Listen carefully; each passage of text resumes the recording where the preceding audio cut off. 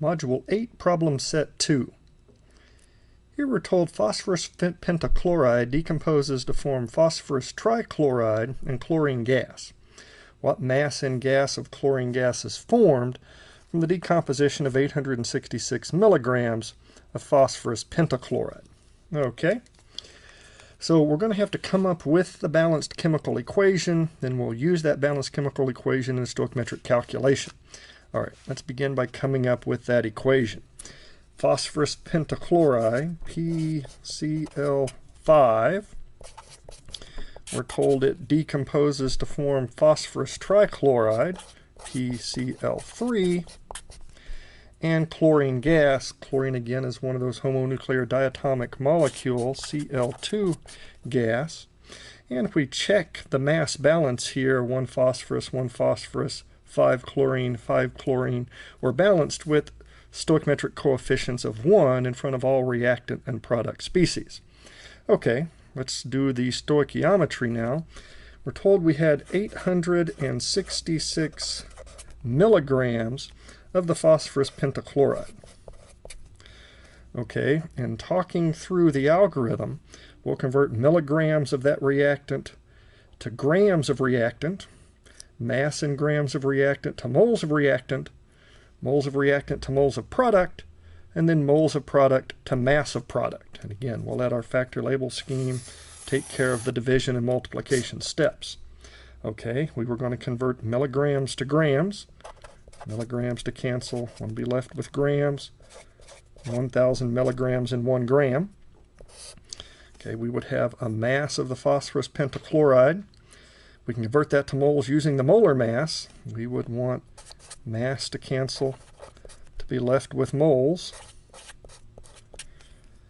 The atomic mass for phosphorus plus 5 times the atomic mass for chlorine, we'll get 208.24 grams per mole.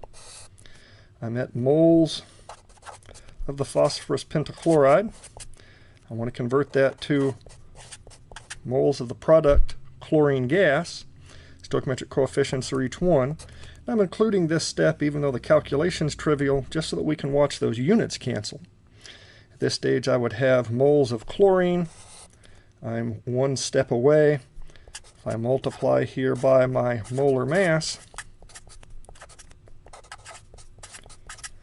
I'll have the desired result. Again, milligrams canceled milligrams, gram canceled gram, moles of reactant canceled moles of reactant, moles of product canceled moles of product. I'm left with mass of chlorine gas. I do that prescribed arithmetic, and to the 3 significant figures I'm justified in keeping, we get 0.295 grams. Let's try another one.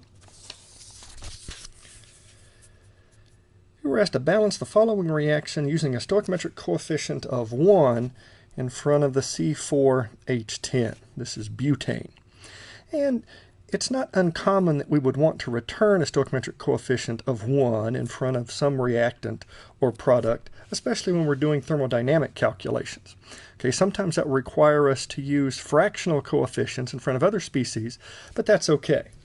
Okay, so this is a combustion reaction, and these steps that I'm about to go through will always work when balancing a combustion reaction involving a hydrocarbon like butane.